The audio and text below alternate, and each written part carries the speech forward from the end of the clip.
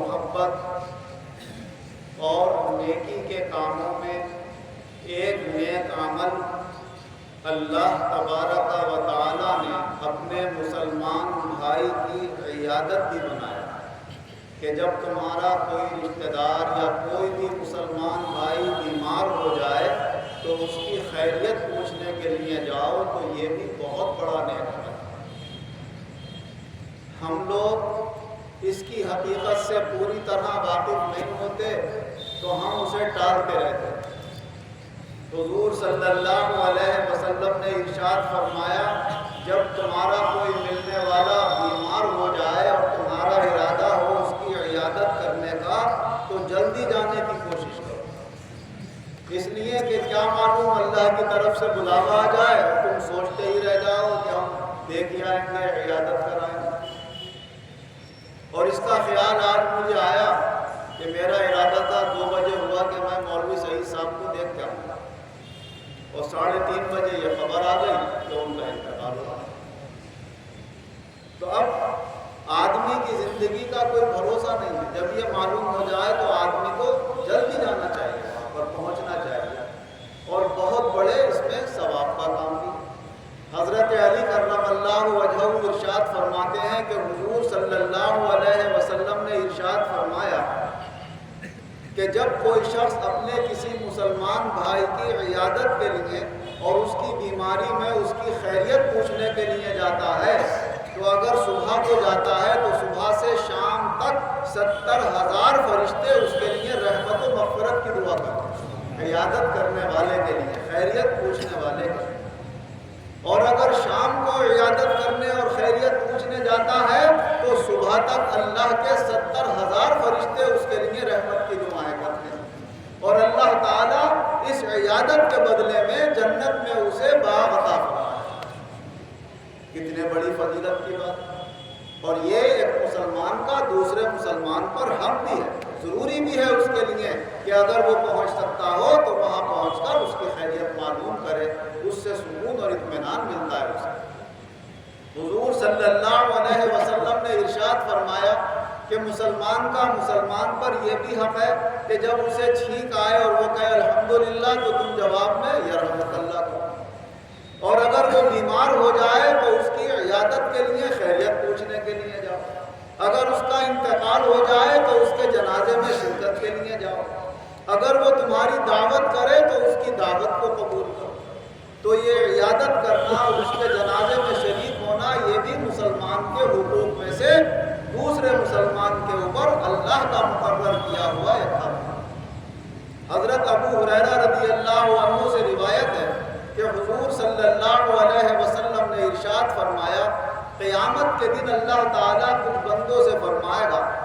کہ اے میرے بندو، میں دنیا میں بیمار ہوا تو تم میری خیریت پوچھنے نہیں آئے، میری عیادت کے لیے نہیں آئے؟ تو بندے کہیں گے پروردگار عالم تو رب العالمین ہے،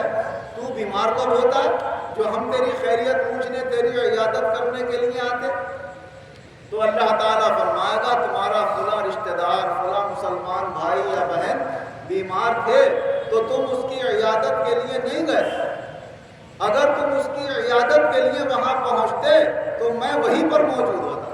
تو عیادت کے لیے اس کی جاتے، گویا تم میری زیارت کے لیے اور میری ملاقات کے لیے وہاں پر آ جاتے۔ اور اسی حدیث پاک میں حضور صلی اللہ علیہ وسلم نے ارشاد فرمایا، کچھ بندوں سے اللہ معلوم کرے گا اے میرے بندو،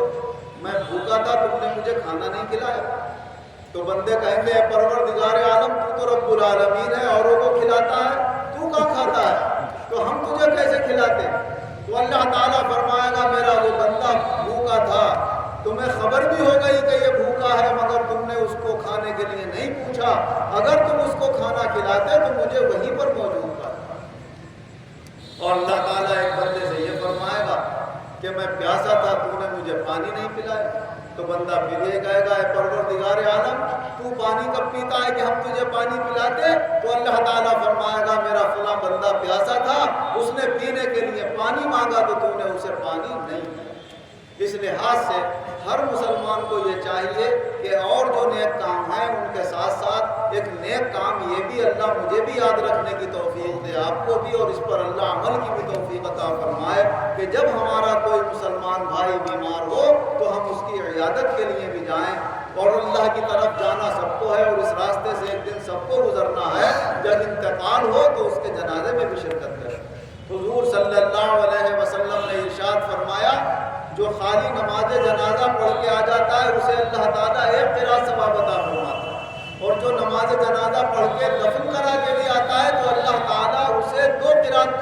ثواب عطا فرماتا ہے، اور فرمایا ایک قرات ایک احد پہاڑ کی برابر ہوتا ہے۔ تو نماز پڑھنے اور جنازے میں شرکت کرنے میں اور دفن کرانے میں اللہ تبارک و تعالیٰ نے بہت بڑا ثواب بھی رکھا ہے۔ اللہ تعالیٰ ہمیں اپنے حقوق بھی بہتر طریقے سے ادا کرنے کی توفیق عطا فرمائے، اور اپنے بندوں کے بھی حقوق بہتر طریقے سے ادا کرنے کی توفیق عطا فرمائے۔ آمین وآخر دعوانا ان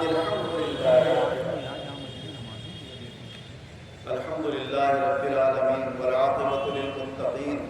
والصلاة والسلام علی خیر خلقہ محمد وآلہ واصحابہ اجمعین۔ اے اللہ ہمارے گناہوں کو معاف فرما، آئندہ گناہوں سے بچنے کی توفیق عطا فرما، جو دنیا سے بحالت ایمان چلے گئے مولا ان کی مغفرت فرما، ان کے درجات کو بلند فرما، خاص طور سے مولوی سعید صاحب کی مغفرت فرما، ان کے درجات کو بلند فرما، ان کے گھر والوں کو صبر جمیل عطا فرما، ان کے گھر کے انتظام کو ہمیشہ درست رکھنا، ان کے بچوں کو ترقی اور کامیابی عطا فرما، مولوی شمشاد صاحب کو بھی صحت کاملہ عاجلہ عطا فرما، اور جو بھی ہم میں سے ہمارے رشتہ داروں ملنے والوں میں سے جس طرح بھی بیماری پریشانی کا شکار ہے مولا سب کی بیماریاں دور فرما، سب کی پریشانیاں دور فرما، سب کو صحت کاملہ عاجلہ عطا فرما، دینی دنیاوی نعمتوں سے ہم سب کو خوب مالا مال فرما، ترقی کے بعد تنزل سے ہماری حفاظت فرما، اپنی رضامندی اپنے محبوب کی خوشنودی اپنے مقبول بندوں کی عنایتیں دونوں جہان میں بآسانی عطا فرما۔ آمین۔